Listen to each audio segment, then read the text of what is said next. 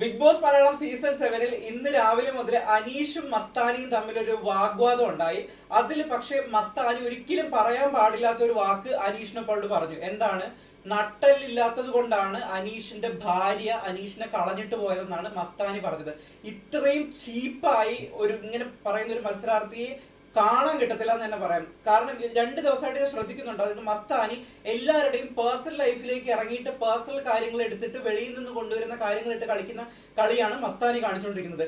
എന്താണെന്നുള്ളത് മൊത്തമായിട്ട് ഞാൻ പറഞ്ഞുതരാം. അതിനു മുമ്പ് ആദ്യമായിട്ടാണ് നിങ്ങളുടെ ചാനൽ കാണുന്നെങ്കിൽ തീർച്ചയായിട്ടും ചാനൽ സബ്സ്ക്രൈബ് ചെയ്യണം. അതോടൊപ്പം തന്നെ വീഡിയോ ലൈക്ക് ചെയ്യും. ഒപ്പം നിങ്ങളുടെ വിലയേറിയ നിർദ്ദേശങ്ങളും അഭിപ്രായങ്ങളൊക്കെ കമന്റായിട്ട് രേഖപ്പെടുത്തുകയും വേണം.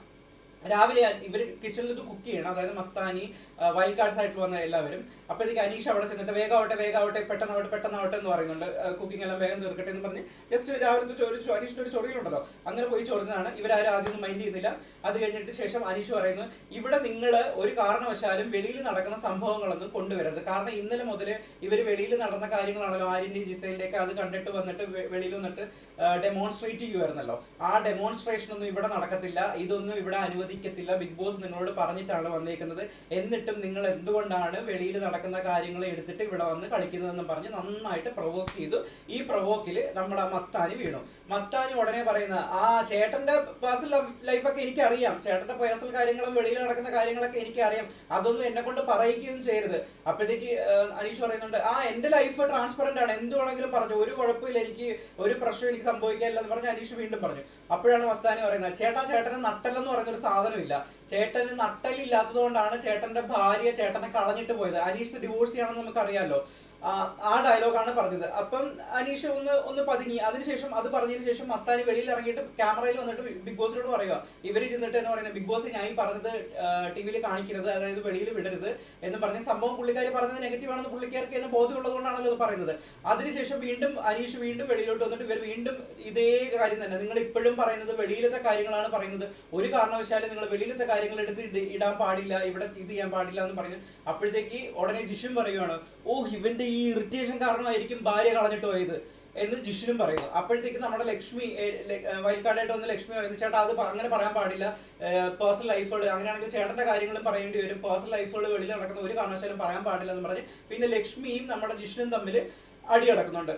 സോ എന്റെ പോയിന്റ് ഇതാണ്, നമ്മൾ മസ്താനി ഇന്നലെ ലൈവിലാണെന്ന് തോന്നുന്നത് റെനയും ഇതുകണക്ക് അറ്റാക്ക് ചെയ്തെടുത്തുണ്ട്. രന ഫാത്തിമ ഉണ്ടല്ലോ, രന ഫാത്തിമയുടെ അറബി കല്യാണമാണ്.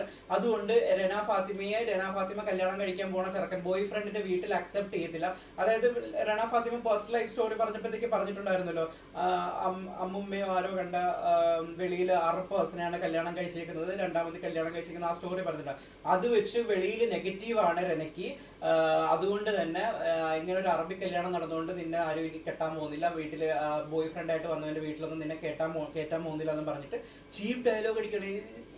ഇവർക്ക് എന്താണെന്ന് എനിക്ക് മനസ്സിലാവുന്നില്ല. മസ്താനിക്ക് ഒരു ഭയങ്കര ഷോ ഓഫ് കാണിക്കണം. വെളിയിൽ കിടന്ന് മൊത്തം 30 ദിവസത്തെ മൊത്തം പരിപാടികൾ കണ്ടതിന്റെ ഒരു ഹൂങ്കും അത് വെച്ചിട്ട് ഞാനിവിടെ വന്ന് മലമറിച്ച് കളയാമെന്ന് പറഞ്ഞിട്ടുള്ള രീതിയിലാണ് ഇവർ അറ്റാക്ക് ചെയ്തുകൊണ്ടിരിക്കുന്നത്. ഫസ്റ്റ് ഡേ അറിയാലോ, രേണു സുധീർന്ന് അറ്റാക്ക് ചെയ്തത്. അത് സുധിയുടെ പേര് പറഞ്ഞിട്ടാണ്. അത് നമ്മൾ ഓൾറെഡി ഡിസ്കസ് ചെയ്തതാണ്. പക്ഷേ ഇപ്പൊ പോകുന്നത് ഭയങ്കര റോങ് ആയിട്ടാണ് ഇപ്പൊ പോകുന്നത്. ഒരിക്കലും ഒരാളെയും പേഴ്സണൽ അറ്റാക്ക്, ഇത്തരത്തിലുള്ള ഡയലോഗുകൾ എന്ന് പറഞ്ഞാൽ ഒരു കാരണവശാലും പേഴ്സണൽ അറ്റാക്ക് ചെയ്യാൻ പാടില്ല. പറയുന്നത് തെറ്റാണെന്ന് സ്വയം തിരിച്ചറിവ് തന്നെ ഉണ്ട്. അതുകൊണ്ടാണല്ലോ ബിഗ് ബോസിലൊക്കെ പറയുന്നത് വീഡിയോസ് ഒന്നും അപ്ലോഡ് ചെയ്യരുതെന്ന് പറയുന്നത്. ഇതിന്റെ ഇടയിൽ ഇത് കേട്ടിട്ട് ആര്യം തന്നെ പറയുന്നത്, ഇവിടെ എന്ത് ചീപ്പ് ഗെയിമാണ് കളിക്കുന്നത്, ഇവിടെ എന്ത് ചീപ്പ് ഡയലോഗ് അടിക്കുന്നത് ആര്യന് തന്നെ തോന്നുന്നുണ്ടോ എന്ന് ആലോചിച്ച് നോക്കി. ആര്യനൊക്കെ തോന്നണമെങ്കിൽ എത്ര നികൃഷ്ടമായിട്ടാണ് ആ ഡയലോഗ് ഒന്ന് പറയുന്നത് എന്നുള്ളതൊന്ന് ആലോചിച്ച് നോക്കൂ.